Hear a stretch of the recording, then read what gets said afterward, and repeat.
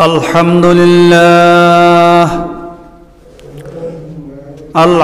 لله وكفى وسلام على عباده الذين اصطفى أما بعد فأعوذ بالله من الشيطان الرجيم بسم الله الرحمن الرحيم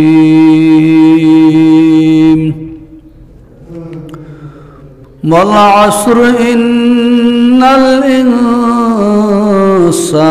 لفي خسر إلا الذين آمنوا وعملوا الصالحات وتواصوا بالحق وتواصوا بالصبر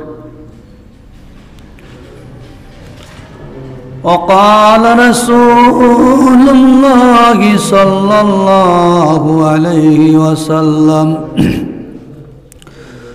بني الإسلام خمس عن شهادة لا إله إلا الله وحده لا شريك له وأشهد أن محمدا عبد الله ورسوله وإقام الصلاة وإيتاء الزكاة والحج وصوم رمضان أو كما قال النبي عليه الصلاة والسلام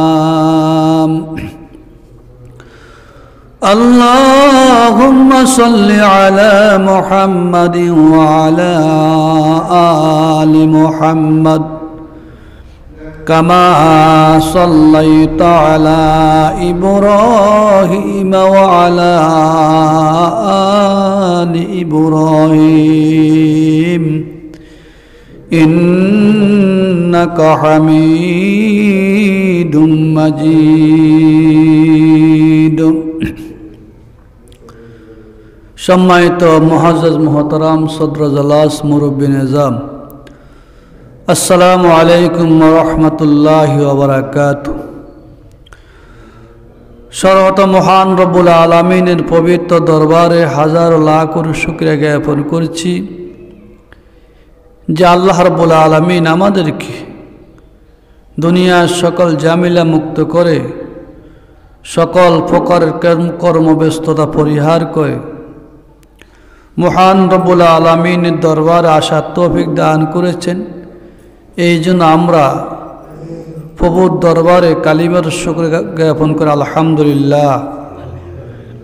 দরুদ ও সালাম প্রেরণ করেছি মানবতার বিশ্ব নবী মুহাম্মদুর রাসূলুল্লাহ সাল্লাল্লাহু আলাইহি ওয়াসাল্লামের উপর, যিনাকে আল্লাহ রাব্বুল আলামিন আখির জামানার পয়গম্বর হিসাবে পৃথিবীতে প্রেরণ করেছেন আর আমাদেরকে তিনার উম্মত বানিয়ে পৃথিবীতে পাঠাইছেন। এই জন্য আমরা মহান রবের দরবারে শুকরিয়া জ্ঞাপন করতে আলহামদুলিল্লাহ। সম্মানিত হাজরিন, পবিত্র কালামুল্লাহ শরীফের ছোট্ট একটি সূরা তেলাওয়াত করেছি, যে সূরার নাম সূরাতুল আসর। এই সূরা কোরআন কারীমের সংক্ষিপ্ত একটি সূরা। এই সূরা কোরআনে পাকের অর্থ সম্পন্ন সূরা। এই সূরার ফজিলত হিসাবে আল্লাহ রসুল একজন সাহাবী হযরতে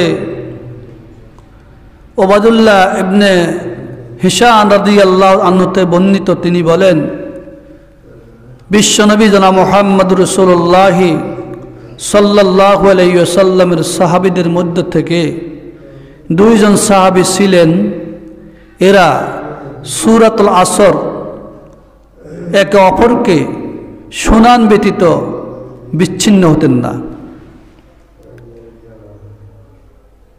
হযরত ইমাম শাফিঈ রাহমাতুল্লাহ আলাইহি বলেন, যেই ব্যক্তি এই সূরাটি চিন্তা ভাবনা করে এই সূরা তেলাওয়াত করবে, দুনিয়াতে আর তার কোনো কিছুর প্রয়োজন নাই, এই সূরাটি তার জন্য যথেষ্ট।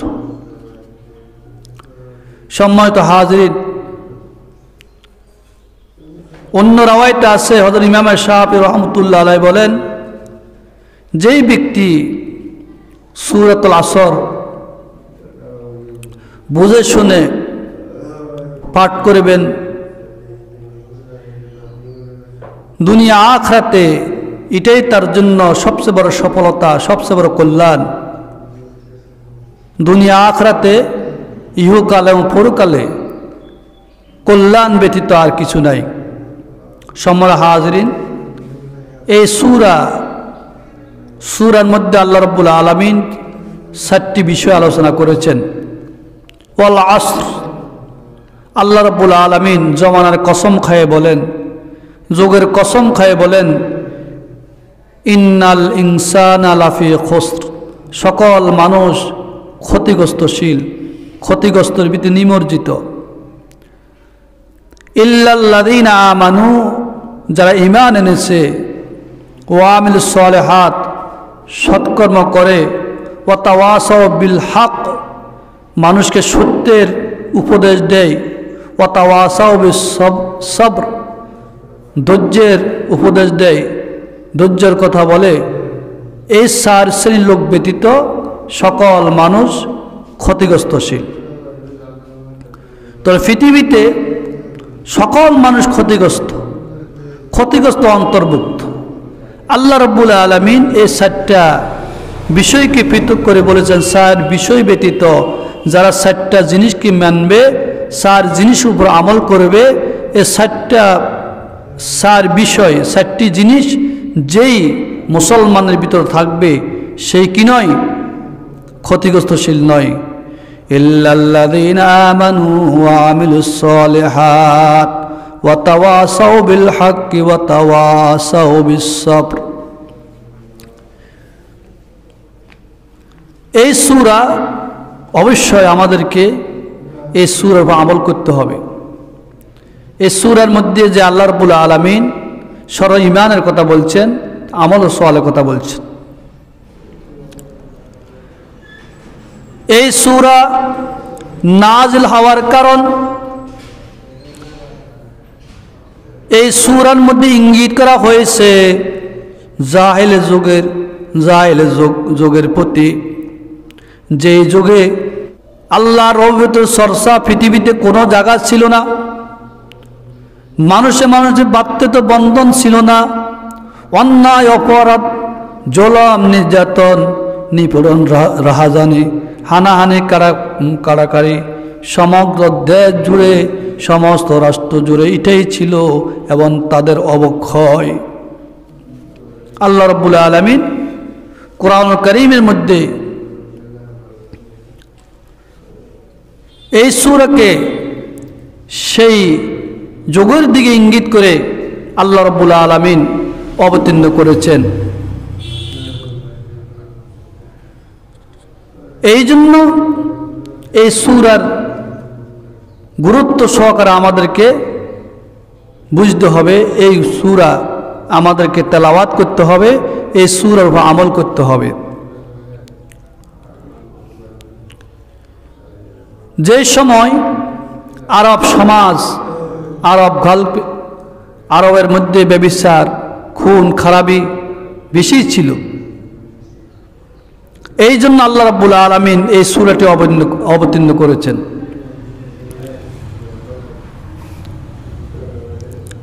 আল্লাহ রাব্বুল আলামিন মহানবী মুহাম্মদুর রাসূলুল্লাহ সাল্লাল্লাহু আলাইহি ওয়াসাল্লামকে পৃথিবীতে পাঠানোর পূর্বে প্রায় 550 বছর পর্যন্ত এই পৃথিবীতে কোন নবী রাসূল আসে নাই। ঈসা আলাইহিস সালাতু সালাম যখন দুনিয়া থেকে বিদায় নিয়েছেন, ঈসা আলাইহিস সালাতু সালামের পর থেকে হযরতে মুহাম্মদুর রাসূলুল্লাহ সাল্লাল্লাহু আলাইহি ওয়াসাল্লাম দুনিয়াতে আগমন করার আগ পর্যন্ত প্রায় 550 বছর পর্যন্ত এই পৃথিবীতে কোনো নবী রাসূল প্রেরণ করেন নাই। আল্লাহর কোনো রবিয়তের চর্চা ছিল না, কোরআন ও হাদিসের কোনো কিছুই ছিল না। না থাকার পরিপ্রেক্ষিতে মানুষ আল্লাহ এবং তার রাসূল সম্পর্কে, দিন সম্পর্কে যা না জানার কারণে মানুষ এক সমাজে অবক্ষয়ের মধ্যে পতিত হয়েছে। যেই যুগে মানুষ নিজের কন্যা সন্তানকে পর্যন্ত দাপন করতে, মাটিতে কবর দিতে চিন্তা করতেন না, তো এইখানে সুস্থ সমাজ গঠন করার জন্য আমাদেরকে সেই দিকে তাকাতে হবে। সুস্থ, সুন্দর, পবিত্র সমাজ গঠন করার ব্যাপারে যে ফর্মুলা দরকার, যা যা প্রয়োজন, সেটা আমাদেরকে বুঝতে হলে আমাদেরকে একটু পূর্বের দিকে তাকাইতে হবে। আল্লাহ রাব্বুল আলামিন এমন একটি যুগ, এমন একটি সময়, এমন একটি রাষ্ট্রে তার প্রিয় মুহাম্মদ রাসূলুল্লাহ সাল্লাল্লাহু আলাইহি ওয়াসাল্লামকে প্রেরণ করেছেন, যে সময়ে বিশ্বের কোনো জায়গায় আল্লাহর রহমতের কোনো চর্চা ছিল না, ইসলামের কোনো শিক্ষা ছিল না, কোনো জ্ঞান ছিল না। মানুষ অন্যায়, অপরাধ, জুলুম, নির্যাতন করতে করতে নিজেকে একেবারে অন্যায়মুখী জুলুমের ভিতরে প্রতিফলন করেছেন। সেই যুগটি হলো জাহেলি যুগ, অন্ধকারের যুগ, বর্বরতার যুগ। সেই যুগে দুইটি সভ্যতা ছিল। একটি সভ্যতা ছিল রোম সভ্যতা, আর একটি সভ্যতা পারস্য সভ্যতা। রোম সভ্যতা আর পারস্য সভ্যতার মাঝে, রোম সভ্যতা আর পারস্য সভ্যতার মধ্যখানে আল্লাহ রাব্বুল আলামিন এমন এক জাতিকে প্রেরণ করেছেন, যে জাতি ছিল আরব জাতি। তারা মদ, জুয়া, চুরি, ডাকাতি, ব্যভিচারী, এমন কোনো অন্যায় কাজ নাই যাই তারা সমাজে, রাষ্ট্রে করেন নাই। তো সামাজিক অবক্ষয় রোধ করতে হলে আমাদের কিসের প্রয়োজন, কি দরকার? এই জন্য আল্লাহ রাব্বুল আলামিন সূরাতুল আসরের মধ্যে আমাদেরকে শিক্ষা দিয়েছেন। আর সূরাতুল আসরটা সেই সমাজ, সেই রাষ্ট্রকে লক্ষ্য করে আল্লাহ রাব্বুল আলামিন ইঙ্গিত করে আল্লাহ তাআলা সূরাতুল আসর অবতীর্ণ করেছেন। এই জন্য আল্লাহ বলছেন, ওয়াল আসর, আসরের কসম, জমানার কসম, সকল মানুষ ক্ষতিগ্রস্তশীল, ইল্লাল্লাযীনা আমানু ওয়া আমিলুস সালিহাত, যারা নেকামল করে, আমল সালেহ করে, অর্থাৎ সৎকর্ম করে, মানুষকে সত্যের দিকে আহ্বান করে, ওয়াতাওয়াসাউ বিস-সবর, আর সবর আর ধৈর্য ধারণ করে। এই 4টা বিষয় যার ভিতরে আছে সে কিন্তু ক্ষতিগ্রস্ত নয়। এই 4টি বিষয়ের মধ্যে সব ঈমান। আমাদের কি আনতে হবে? ঈমান আনতে হবে, আল্লাহকে বিশ্বাস করতে হবে, আল্লাহর দ্বীন বিশ্বাস করতে হবে। আল্লাহ তার রাসূল এবং আল্লাহ যে আকাশ এবং জমিন, বহুমণ্ডল, গ্রহ নক্ষত্র, চাঁদ সৃষ্টি করেছেন, সব কিছু একমাত্র আল্লাহ তৈরি করেছেন। আল্লাহ ছাড়া কোনো খালেক নাই, কোনো মাবুদ নাই, কোনো রাজ্জাক নাই, একমাত্র সেই রবকে বিশ্বাস করতে হবে। আর যে রবের আনিত দিনের উপর যে নবী মুহাম্মদ রাসূলুল্লাহ সাল্লাল্লাহু আলাইহি ওয়াসাল্লামকে প্রেরণ করেছেন, আর তার উপর যে কিতাব আল্লাহ দিয়েছেন, সেই কিতাবের উপর আমাদেরকে বিশ্বাস স্থাপন করতে হবে। এই জন্য আল্লাহ রাব্বুল আলামিন এমন এক ফর্মুলা আমাদেরকে শিক্ষা দিয়েছেন, সেই ফর্মুলা যদি আমরা গ্রহণ করি, সেই ফর্মুলা যদি আমরা মানি, অবশ্যই আমরা সময় অবক্ষয় থেকে মুক্ত পাব। ঈমান ও আকীদা মজবুত হবে, দ্বীনের উপর চলা সহজ হবে, দুনিয়ার সকল রাহাজানি, অন্যায়, অপরাধ থেকে আল্লাহ রাব্বুল আলামিন মুক্ত করবেন। সেই বিষয়টা হলো ইল্লাল্লাযীনা আমানু ওয়া আমিলুস সালিহাত। একটি ফর্মুলা আল্লাহর উপর ঈমান আনা, আল্লাহর উপর বিশ্বাস স্থাপন করা। 2 নম্বর হলো ওয়া আমিলুস সালিহাত, সৎকর্ম করা, সৎকর্মশীল হওয়া। এই সৎকর্ম করলে, নেক কাজ করলে, আল্লাহর উপর ঈমান আনলে, সাথে সাথে আমল সালেহ করলে ওই ব্যক্তি আর কখনো ক্ষতিগ্রস্ত হবে না, ধ্বংসের ভিতরে নিমজ্জিত হবে না। আল্লাহ রাব্বুল আলামিন তার মৃত্যুর পরে আল্লাহ তাকে জান্নাত দান করবেন, জান্নাতের বাসস্থান দান করবেন, ঠিক না? এই 4টি বিষয়কে আমাদেরকে অবশ্যই খেয়াল করতে হবে, লক্ষ্য করতে হবে। ঈমানের মতন দাওলাত আল্লাহ রাব্বুল আলামিন যদি আমাদেরকে নসিব করে, অবশ্যই আমরা পরকালে শান্তি পাব। বিশুদ্ধ ঈমান ছাড়া, বিশুদ্ধ আকীদা ছাড়া দুনিয়া আখিরাত কোনো কাজে আসবে না। আসবে কি না? দুনিয়াও কোনো কাজে আসবে না, পরকালে কি কোনো কাজে আসবে না। একমাত্র বিশুদ্ধ ঈমান আর আকীদার প্রয়োজন, আকীদা লাগবে। আর বিশুদ্ধ ঈমান আর আকীদা যখন থাকবে, সে কখনো দুর্নীতি করবে না, সে কখনো অন্যায় অপরাধ করবে না। আজকে সমাজে অবক্ষয় রোধ করার ব্যাপারে আমাদের কোন কাজগুলি প্রয়োজন? সমাজে অবক্ষয়, রাষ্ট্রীয় অবক্ষয়, যে অবক্ষয়ের ভিতরে আমরা কি নিমজ্জিত। সমাজের সাদাবাজি, চুরি, রাহাজানি, হানাহানি আছে কি না? মদ, জুয়া আছে না? অবশ্যই আছে। এগুলোকে মুক্ত করতে হলে আমাদেরকে কি কাজ করতে হবে? একমাত্র আমাদেরকে বিশুদ্ধ ঈমান আর বিশুদ্ধ আমল লাগবে। কি লাগবে? বিশুদ্ধ ঈমান আর আমল ছাড়া সে সমাজ অবক্ষয় আমাদের মধ্যে থেকে রোধ হবে না। অর্থের দ্বারা, টাকা দ্বারা, পয়সা দ্বারা, সেই সম্পদ দ্বারা সমাজে অবক্ষয় রোধ হয় না, হয় কি না? এই জন্য সমাজে অবক্ষয় রোধ কিসের মাধ্যমে হবে? একটি সমাজকে সংস্কার যারা করে, সংস্কার করে তাদেরকে বলে সংস্কারক, চিন্তাবিদ, রিফার্মার। সংস্কারক বলে, চিন্তাবিদ বলে। কেন? তারা সমাজ গঠন করার ক্ষেত্রে, সমাজকে নিয়ন্ত্রণ করে, মানুষকে তারা ভালো হওয়ার জন্য বলে, অন্যায় থেকে মুক্ত হওয়ার জন্য বলে। বলে কি না? অন্যায় থেকে মুক্ত হওয়ার জন্য বলে, ভালো কাজের কথা বলে। কিন্তু সমাজের কয়জন মানুষ ভালো হয়? কথা বলেন, ভালো হয়নি।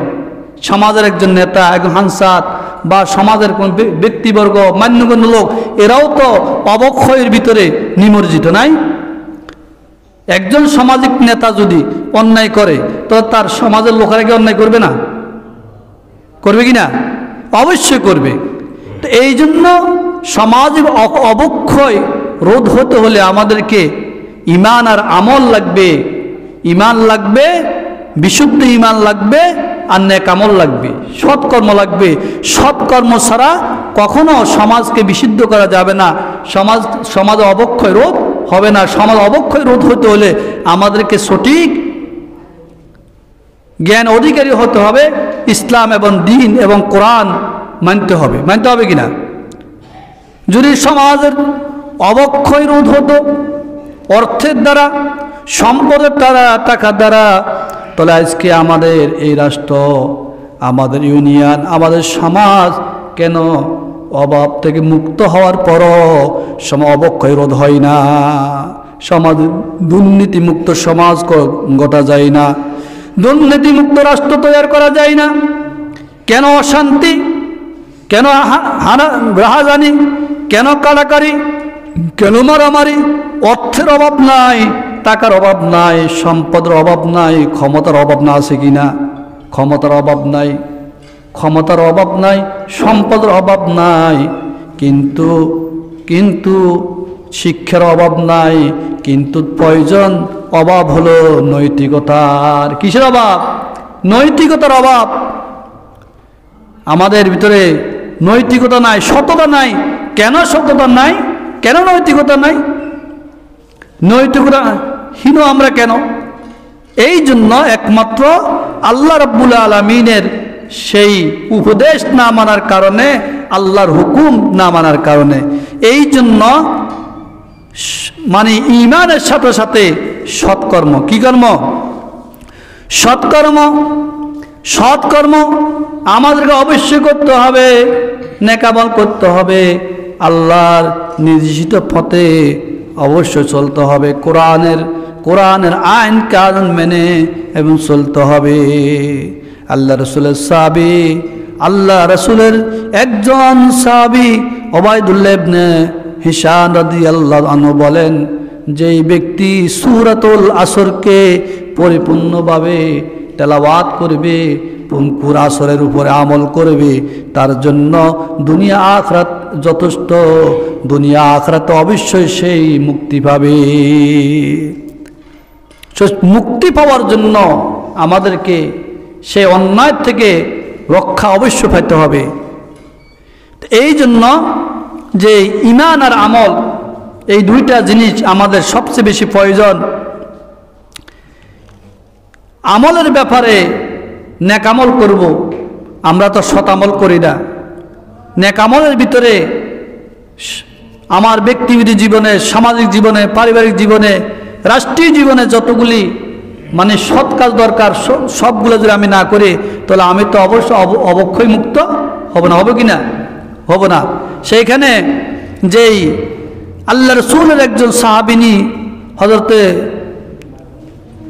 জুয়াইরা রাদিয়াল্লাহু তাআলা আনহু বলেন, বিশ্বনবী মুহাম্মদুর রাসূলুল্লাহ সাল্লাল্লাহু আলাইহি ওয়াসাল্লাম বলেছেন, 4টি জিনিস যদি আমল করো অবশ্যই আল্লাহ রাব্বুল আলামিন তুমি সকাল থেকে সন্ধ্যা পর্যন্ত যত নেক আমল করবা তার চাইতে দামি, তার সাথে কি দামি। আল্লাহ মুহাম্মদুর রাসূলুল্লাহ সাল্লাল্লাহু আলাইহি ওয়াসাল্লাম যখন হযরতে জুয়াইরা রাদিয়াল্লাহু তাআলা আনহার ঘরে গেলেন, সকালবেলা ফজর নামাজ পড়ে রাসূলুল্লাহ মুহাম্মদুর রাসূলুল্লাহ সাল্লাল্লাহু আলাইহি ওয়াসাল্লাম মসজিদে আসলেন। মসজিদে আসে শাস্ত্রের নামাজ আদায় করলেন, সব নফলগুলো আদায় করে জুয়াইরা রাদিয়াল্লাহু তাআলা আনহার ঘরে গেলেন। সেখানে দেখলেন জুয়াইরা এখনো মানে বিছনায় বসা। কারণ আল্লাহ রসুলের স্ত্রীরা নেক আমল বেশি করতেন, সৎ কর্ম বেশি করতেন, সব সময় ঈমান আমলের ভিতরে থাকতেন, আমল বেশি করতেন। দুনিয়ার স্বাদ আর দুনিয়ার মজা তাদের ভিতরে এমন কোনো বেশি ছিল না। জুয়াইরা রাদিয়াল্লাহু তাআলা আনহা এখনো বিছনায় বসা। আল্লাহ মুহাম্মদুর রাসূলুল্লাহ সাল্লাল্লাহু আলাইহি ওয়াসাল্লাম বলেন, বাদান আদহা ওয়াহিয়া জালিসাতুন ক্বালা মা জিলতে সাল্লাল্লাহু আলাইহি ওয়াসাল্লাম লাকাদ কুলতু বা'দা আরবা কালিমাতিন সালাসা মাররাত লাউ ওয়াজিনাত বিমা কুলতু মুনজুল ইয়াউম লাউ ওয়াজিনাত হুন্না সুবহানাল্লাহি ওয়া বিহামদিহি আদাদা খালকিহি ওয়া রিদা নাফসিহি ওয়া জিনাতা আরশিহি ওয়া মিদাদা কালিমাতিহি। আল্লাহ রাসূল জুয়াইরাকে বলল, জুয়াইরা সকালবেলা আমি মসজিদে গেলাম, তোমাকে দেখলাম এখনো যাই নামাজে বসা অবস্থায়, ওই অবস্থা তুমি এখন আসো? জি আছে। তুমি তসবিহ তাহলিল পড়েছ, যাই জিকির আজগার করেছ, তার সবচেয়ে বেশি উত্তম 4টি কালিমা যদি তুমি সবসময় আমল করো। এই 4টি কালিমার উপরে আমল করলে সকাল থেকে ঠিক দুপুর পর্যন্ত যতক্ষণ পর্যন্ত বসে তুমি তসবিহ তাহলিল জিকির আজগার করেছ তার চাইতে অধিক বেশি প্রিয়। জুয়াইরা বলে, ইয়া রাসূলুল্লাহ, সেই 4টি কালিমা কি? আল্লাহ রাসূল মুহাম্মদুর রাসূলুল্লাহ সাল্লাল্লাহু আলাইহি ওয়াসাল্লাম বলেন, সুবহানাল্লাহি ওয়া বিহামদিহি আদাদা খালকিহি ওয়া রিদা নাফসিহি ওয়া জিনাতা আরশিহি ওয়া মিদাদা কালিমাতিহি। এই 4টি বিষয়, এই 4টি কালিমা যদি তুমি সবসময় পড়ো, সকাল থেকে সন্ধ্যা পর্যন্ত যত আমল করিবা সকল আমল সে অতি দামি। সুবহানাল্লাহ বলেন না? এই আমলগুলো আমরা করতে পারবো না? আমলের সওয়ালের কথা বলছে আল্লাহ রাব্বুল আলামিন এই সূরার মধ্যে। ঈমানের পরে আমলের সওয়ালে, ঈমানের পরে কি? আমল, নেক আমল। এখন নেক আমলগুলো আমরা তো করি না, করি কি? নামাজে পড়ি না। আমি তো ফজর নামাজ আদায় করি না, আমি স্বাস্থ্যের নামাজ কীভাবে পড়ব? স্বাস্থ্যের নামাজ পড়ার পরে আমি ওইখানে বসি কিভাবে জিকির আজকার করব, কিভাবে তাফসীর তাহলিল পড়ব। আল্লাহ রাসূল মুহাম্মদ রাসূলুল্লাহ সাল্লাল্লাহু আলাইহি ওয়াসাল্লাম আল্লাহ রাসূল স্ত্রী জুয়াইরাকে এটাই শিক্ষা দিয়েছে, হে জুয়াইরা, তুমি যেরকম ফজরের নামাজের পর থেকে ঠিক দুপুর পর্যন্ত বিছনায় বসে তাফসীর জিকির আজকার করতেছ, আমার উম্মতটা দুর্বল হবে, আমার উম্মতের মধ্যে অনেকে এই কাজ করতে পারবে না। যদি এই 7টি কালিমা যদি সে পাঠ করে, অবশ্যই সকাল থেকে ঠিক দুপুর আগ পর্যন্ত তুমি বসে যায় তেলাওয়াত করে, তার চেয়ে অতি দামি। সুবহানাল্লাহ বলেন না? সেই 7টি কালিমা সুবহানাল্লাহি লা ইলাহা, সুবহানাল্লাহি আলহামদুলিল্লাহ ওয়া লা ইলাহা, সুবহানাল্লাহি ওয়া বিহামদিহি আদাদা খালকিহি ওয়া রাদা নাফসিহি ওয়া জিতা আরশিহি ওয়া মিদাদা কালিমাতিহি। আরেক হাদিসে আছে সাহাবায়ে কেরাম রাদিয়াল্লাহু তাআলা আনহুম আজমাইনকে বিষ্ণু মুহাম্মদ রাসূলুল্লাহ সাল্লাল্লাহু আলাইহি ওয়াসাল্লাম শিক্ষা দিয়েছেন যে আল্লাহর পবিত্রতা বর্ণনা করার জন্য আল্লাহর পবিত্রতার মধ্যে 1 নম্বর পদে সুবহানাল্লাহ, কি সুবহানাল্লাহ এর বর্ণনা দিয়েছেন। 2 নম্বরে তাহলিল লা ইলাহা ইল্লাল্লাহ, 3 নম্বরে সুবহানাল মালিকিল কুদ্দুস, সান্নাসুবহুন কুদ্দুস রব্বুল মালাইকাতি ওয়ার রূহ। বিষ্ণু মুহাম্মদুর রাসূলুল্লাহ সাল্লাল্লাহু আলাইহি ওয়াসাল্লাম বলেন, এই 7টি কালিমা যেই ব্যক্তি তেলাওয়াত করবে, যেই ব্যক্তি আমল করবে, পড়বে, আল্লাহ রাব্বুল আলামিন তার মৃত্যুর পরে আল্লাহ তাআলা তাকে জান্নাত দান করবেন। আল্লাহু আকবার। এই যে আমরা ঈমান আর আমল যদি মজবুত না করতে পারি, অবশ্যই আমাদেরকে পরকালে বিপদ আছে। কি আছে? বিপদ আছে।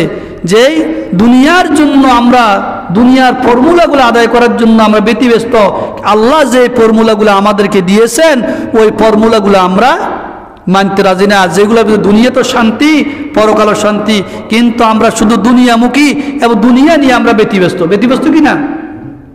আল্লাহ রাব্বুল আলামিন মানুষদেরকে অত উত্তম অবয়ব বানাইছেন, সুন্দর অবয়বে সৃষ্টি করেছেন। পৃথিবীতে যত মাখলুক আছে সকল মাখলুকের মধ্যে সবচেয়ে দামি মাখলুক হলো মানব জাতি। কি জাতি? মানব জাতি। আর আল্লাহ রাব্বুল আলামিন এই মানব জাতির জন্য জান্নাত তৈরি করছেন।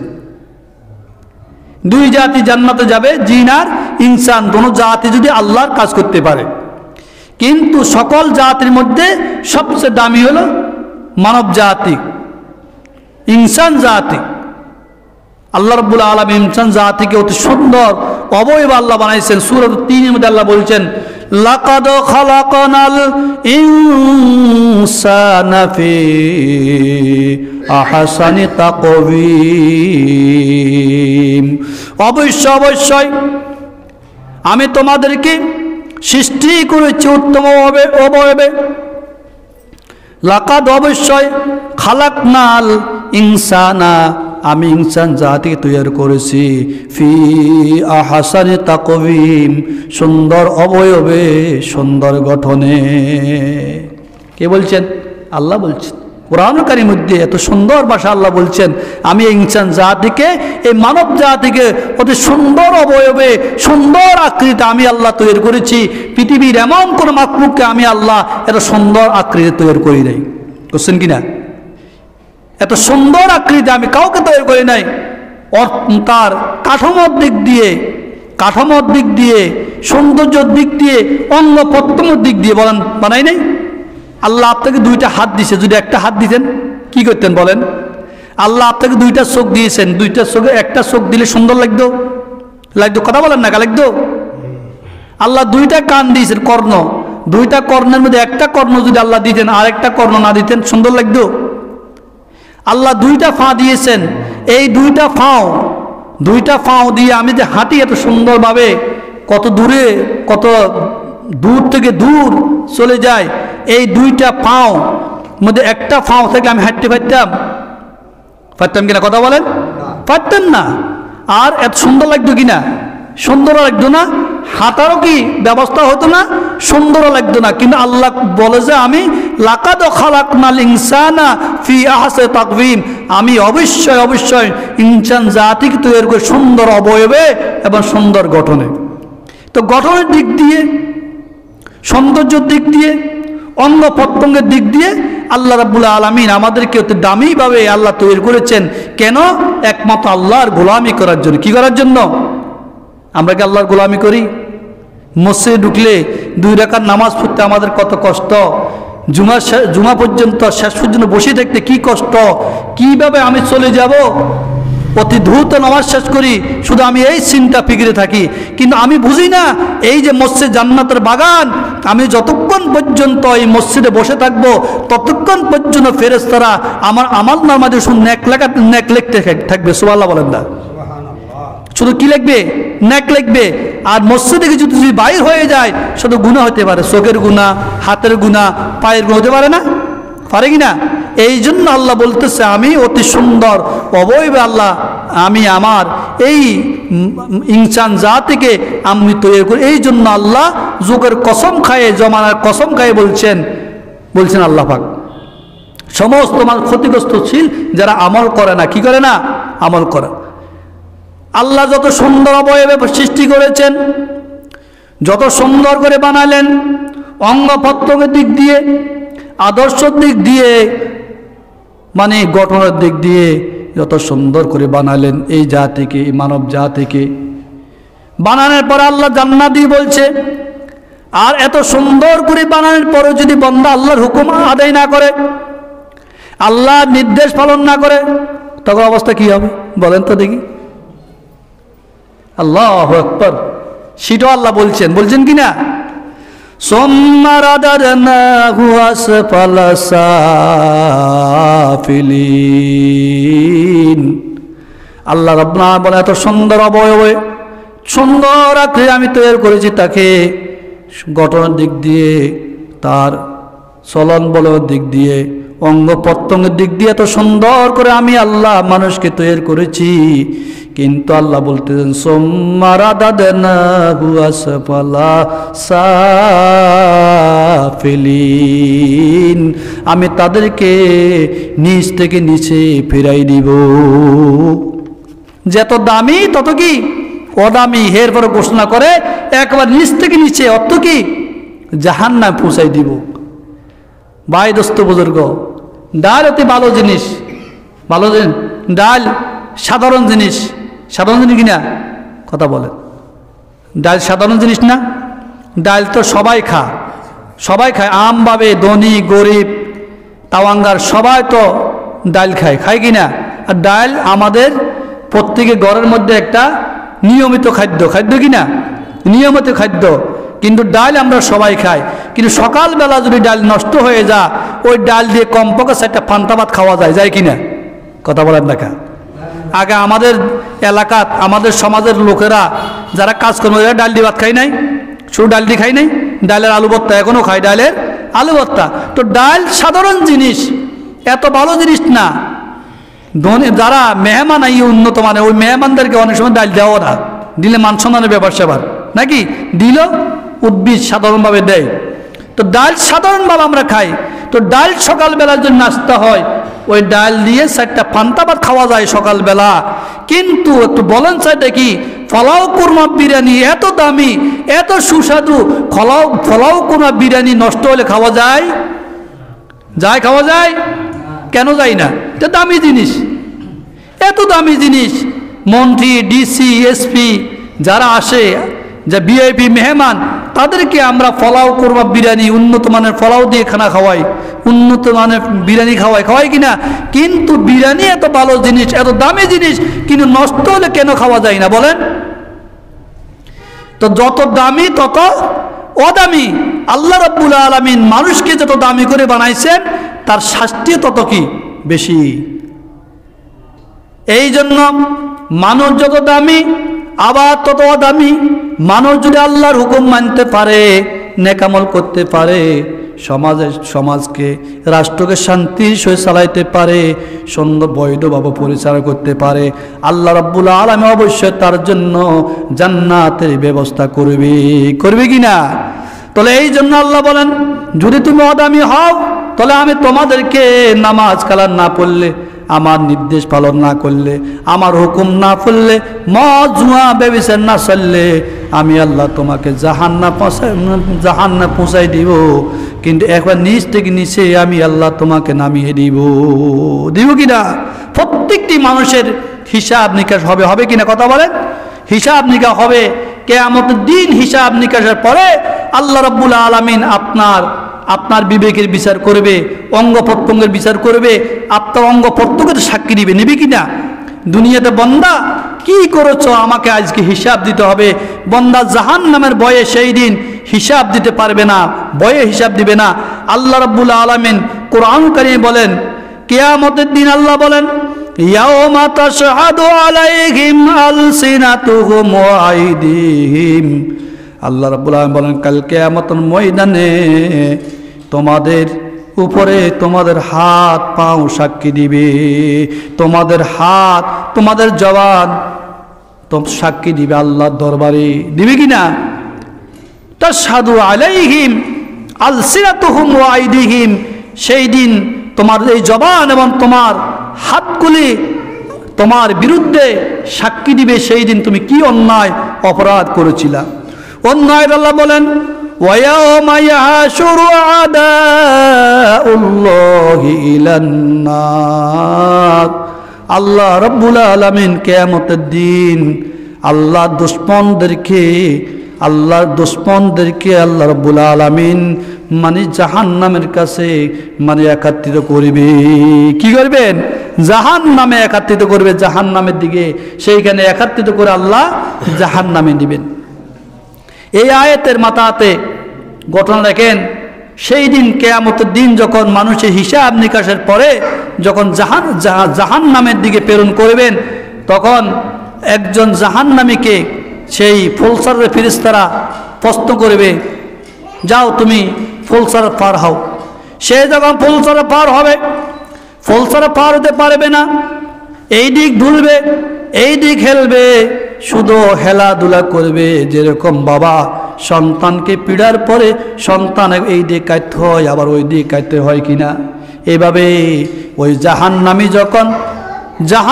যখন ফুলসারার পার হবে, পার হতে যাবে, তখন এই দিক সেই দিক ডুলতে থাকবে। তখন ফেরেশতারা বলে, তোমার অপরাধের কথা আমাদেরকে বলবা, আমরা তোমাকে এই ফুলসারার পার করে দিব। তখন বান্দা বলে, অবশ্যই আমি বলবো। তখন ফেরেশতারা বললে, বান্দা তুমি সোজা হয়ে দাঁড়াও। বান্দা যখন সোজা হয়ে দাঁড়াবে, ফেরেশতারা তাকে ফুলসারাত পার করে দিবেন। ফুলসারাত পার করার পরে এবার বান্দাকে বলবো, দাঁড়াবে। বলবে, তুমি এখন কি অন্যায় করেছো, দুনিয়াতে কি অপরাধ করেছো, তোমার সকল অন্যায় অপরাধগুলোর কথা আমাদের কাছে বলো। আহা, সে তো জাহান্নাম দেখতেছে না? জাহান্নাম দেখতেছে, আল্লাহর আযাবের গজব দেখতেছে। এই ভয়ে বান্দা ফেরেশতাদেরকে তার অপরাধের কথা বলে না, অপরাধগুলোকে গোপন রাখেন। ফেরেশতারা বলে, বলো না কেন? কোনা বলবো না, কারণ বললে সে বুঝে সে অপরাধের কারণ তাকে জাহান্নামে ফেলবে। এই কথা তার মাথায় ঢুকছে কিনা? মাথায় ঢুকছে, এই জন্য অপরাধের কথা বলে না। ফেরেশতারা বলে, না বলতে হবে, তুমি বলো না। আমি বলবো না। এরপরে তা দেখবে তার আশেপাশে কোনো লোক নাই। বলে, এখন বলো অপরাধের কথা, যদি না বলো তোমার ব্যাপারে সাক্ষী ডাকবো। তখন ওই বান্দা চিন্তা করলে, এখানে আশেপাশে কোনো লোক নাই, কিন্তু সাক্ষী কোত্থেকে ডাকবে? সাক্ষী আসবে কোত্থেকে? সাক্ষী কোত্থেকে আসবে? সাক্ষী তো নাই। আমি বলবো না, কারণ বললে আমাকে জাহান্নামে দিবে, আল্লাহর আযাবের ভিতরে দিবে। এই জন্য বান্দা বলে না। বলবা না কেন? না বললে তখন ফেরেশতারা বলবে, তার হাত পাকে বলবে, হাত পার মুখ খুলে যাবে, জবান খুলে যাবে। হাত পা বলবে, এই বান্দা অন্যায় করেছে, অপরাধ করেছে, রাত্রেবেলা চুরি করেছে, ডাকাতি করেছে, দুর্নীতি করেছে, হাজার হাজার টাকা ছিনতাই করে দেশ থেকে প্রচার করে নিয়ে গেছে। কি হাজার হাজার কোটি টাকা প্রচার করে দেশ থেকে নিয়ে গেছে, মানুষ খুন করছে, মানুষকে আয়নার ঘরের ভিতরে রাখছে, বিভিন্ন জায়গাত মানুষকে মানে হত্যা করে এভাবে ডাস্টবিনে ফেলে দিছে। এই বন্দার সে অন্যায় অপরাধগুলো করেছে, তখন আর ওই বন্দার আর কোনো জবাব থাকবে না, কারণ তার মুখে সাক্ষী দিতেছে, হাতে সাক্ষী দিতেছে। তখন বলবে এই হাতে পাও তোমাদের জন্য আমি চুরি করেছি, ডাকাতি করেছি, অন্যায় করেছি, অপরাধ করেছি, কিন্তু আজকে তোমরা আমার বিরুদ্ধে সাক্ষী দিলা। হাত পাও বলবে আজকে কোনো উপায় নাই, তোমাদের বিরুদ্ধে সাক্ষী না দেওয়ার উপায় নাই, কারণ আল্লাহ পাক আমাদের জবান খুলে দিয়েছে, অবশ্য আমরা তোমার বিরুদ্ধে অবশ্যই সাক্ষী দিব। আল্লাহ, তো এই হাত দিয়ে চুরি করেন, এই পাও দিয়ে চুরি করেন, অন্যায় করেন, অন্যায় ফলে যান, ডাকাতি করেন, কিন্তু কোনো নিস্তার হবে না। অবশ্যই আল্লাহ রাব্বুল আলামিন আপনাকে জাহান্নামে অবশ্যই ফেলবেন যদি আপনি আমল না করেন, নেক আমল যদি না করেন। আল-ইয়াওমা নাখতিমু আলা আফওয়াহিম ওয়া তুকাল্লিমুনা আইদিহিম ওয়া তাশহাদু আরজুলুহুম বিমা কানু ইয়াকসিবুন। সেই দিন আল্লাহ রাব্বুল আলামিন মুখে মোহর মেরে দিবে, তালা মেরে দিবে, হাতে সাক্ষী দিবে, পায়ে সাক্ষী দিবে সে কি অন্যায় অপরাধ করছিল। সম্মানিত হাজিরিন, আজকে আমরা গোপনে প্রকাশ্যে যে অপরাধ করি, যে অন্যায় করি, আল্লাহ দেখেন না? দেখেন কি না? অবশ্যই আমাদেরকে আল্লাহর কোর্টে আল্লাহর দরবার উঠতে হবে, সেইখানে আরজি পেশ করবে, সেইখানে জবাবদিহি করতে হবে। এই জন্য আল্লাহ রাব্বুল আলামিন সূরাত আসর সমাজে অবক্ষয়ের উপর আল্লাহ অবতীর্ণ করেছেন। এই যে সমাজে অবক্ষয় রোধ কীভাবে হবে, সমাজে অবক্ষয় রোধ হতে হলে, সমাজকে যদি সুস্থ সবল পবিত্র করতে হয়, এই সূরা আসর উপর আমল করতে হবে। এই জন্য আল্লাহ বলতেছেন ওয়াল আসর ইন্নাল ইনসানা লাফি খুসর ইল্লাল্লাযীনা আমানু ওয়া আমিলুস সালিহাত ওয়া তাওয়াসাউ বিল হাক্কি ওয়া তাওয়াসাউ বিস সাবর। সকল মানুষ ক্ষতিগ্রস্তশীল, ইল্লাল্লাযীনা একমাত্র যারা ঈমান এনেছে, ওয়া আমিলুস সালিহাত আমল করেছে, নেক আমল করেছে, ওয়া তাওয়াসাউ বিল হক সত্যের সাক্ষী, সত্যের কথা বলেছে মানুষদেরকে, ওয়া তাওয়াসাউ বিল হক এবং সবরের কথা বলেছে, তারা ছাড়া আর সকল মানুষ ক্ষতিগ্রস্তশীল, আর কেউ লোকসান থেকে নিবর্জিত নয়। এই 4টি বিষয়, 4টি জিনিস যখন আমার আর আপনার ভিতরে থাকবে, অবশ্যই আমরা সৎকর্মশীল হব। আর আল্লাহ আমার আপনার জন্য কি কাল কিয়ামতের ময়দানে হিসাব নিকাশের পরে আল্লাহ রাব্বুল আলামিন আমাকে আপনাকে জান্নাত অবশ্যই দান করবেন। এই 4টি বিষয়ের মধ্যে আজকে 2টি বিষয় আমি আলোচনা করলাম, ইল্লাল্লাযীনা আমানু ওয়া আমিলুস সালিহাত। এই 2টা বিষয় আলোচনা আজকে হলো। আল্লাহ রাব্বুল আলামিন আমাদেরকে